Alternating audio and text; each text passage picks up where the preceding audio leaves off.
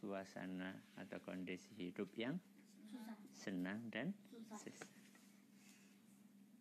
Kita ulangi. Kenapa iman dan amal saleh bisa mendatangkan kebahagiaan? Karena iman dan amal saleh menghasilkan kekuatan. Kekuatan untuk apa? Menghadapi keadaan hidup yang senang dan susah.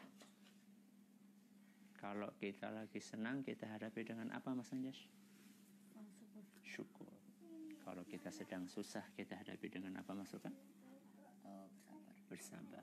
Itulah dua senjata orang yang beriman. Syukur dan sabar ini disampaikan oleh Nabi SAW dalam hadis beliau. Silahkan dibuka halaman ke-8. Mas Abdurrahman, Nabi SAW telah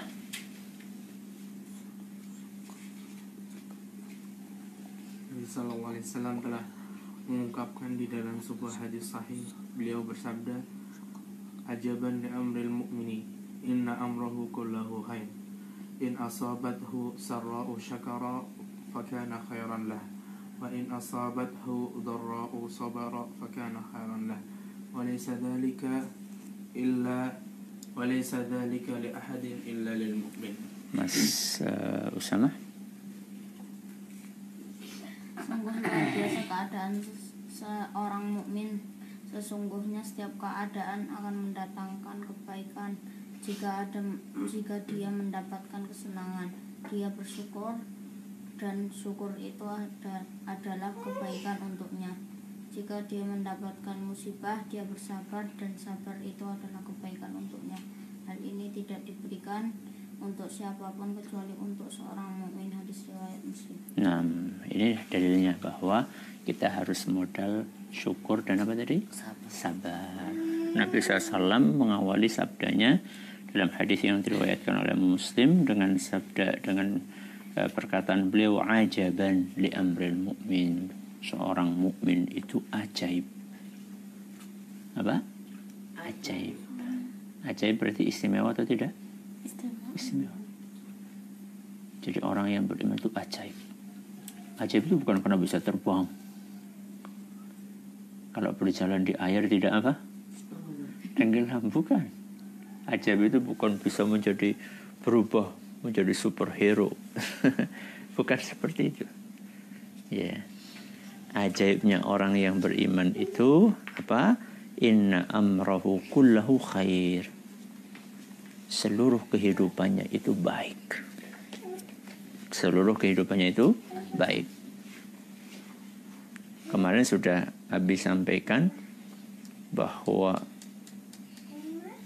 yang namanya ujian hidup itu dialami bukan hanya oleh orang-orang yang tidak beriman. Termasuk juga orang yang beriman pun mengalami ujian hidup. Hanya saja kalau orang yang beriman menghadapi ujian hidup, dia sukses menghadapinya. Dia sukses. Kalau orang yang tidak beriman, dia kebalikannya, sukses apa? Gagal. Kalau orang yang tidak beriman, dia gagal. Kenapa? Karena orang yang beriman punya modal utama untuk menghadapi ujian hidup tersebut. Apa modalnya? Mari kita dengarkan apa kata Nabi SAW. In asabathu sarra'u syakar. Kalau dia sedang mendapatkan nikmat. Contohnya nikmat apa, Mas Anjas? Ada yang ngasih makanan. Apa lagi Mas suka? Kesehatan. Sabtu Rahman. Ada yang ngasih duit berapa, Mas Anjas, duitnya? Dikasih duit berapa? Ya, suka dikasih berapa? Ya. Jadi ketika dia mendapatkan kenikmatan dari Allah Azza wa Jalla, entah itu bentuknya uang, entah itu bentuknya kesehatan, itu yang sifatnya duniawi. Nikmat yang sifatnya ukhrawi apa, Mas Susama?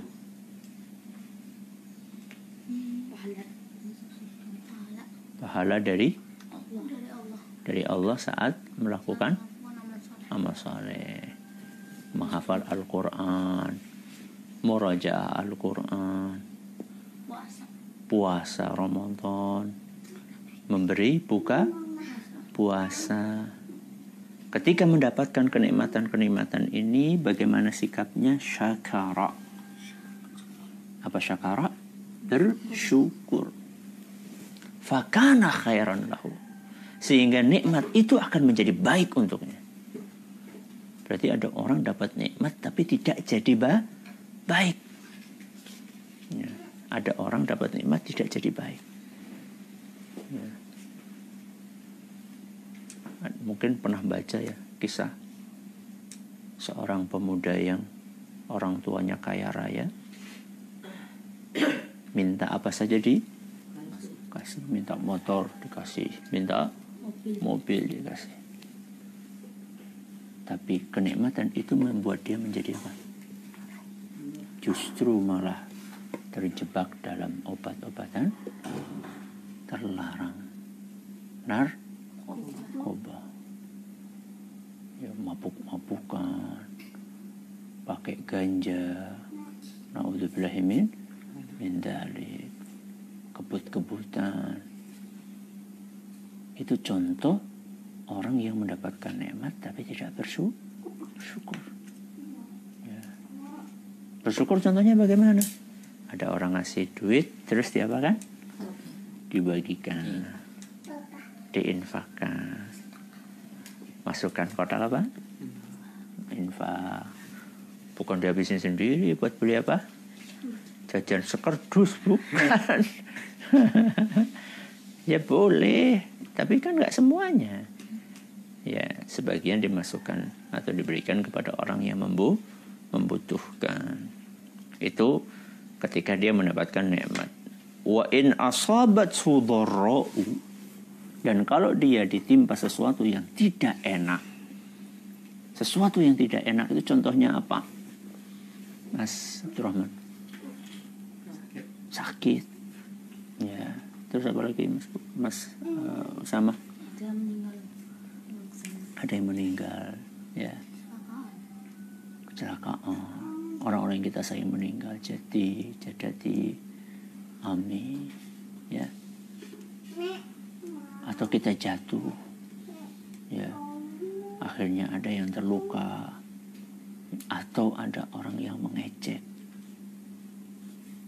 Ada orang yang mengejek. Nama kita dijadikan bahan olok-olokan. Itu berarti mengalami sesuatu yang tidak enak. Orang yang beriman tidak gampang putus asa. Wah, nama saya dijadikan bahan olok-olokan, saya ganti nama aja. Nanti kalau sudah ganti nama, kira-kira ada yang ngolok-ngolok lagi atau tidak? Ada. Terus ganti nama lagi. Sampai berapa kali kita ganti nama? Itu bukan solusi. Solusinya adalah wa in asabathu dharra'u sabara. Solusinya adalah sabara. Apa sabara? Sabar.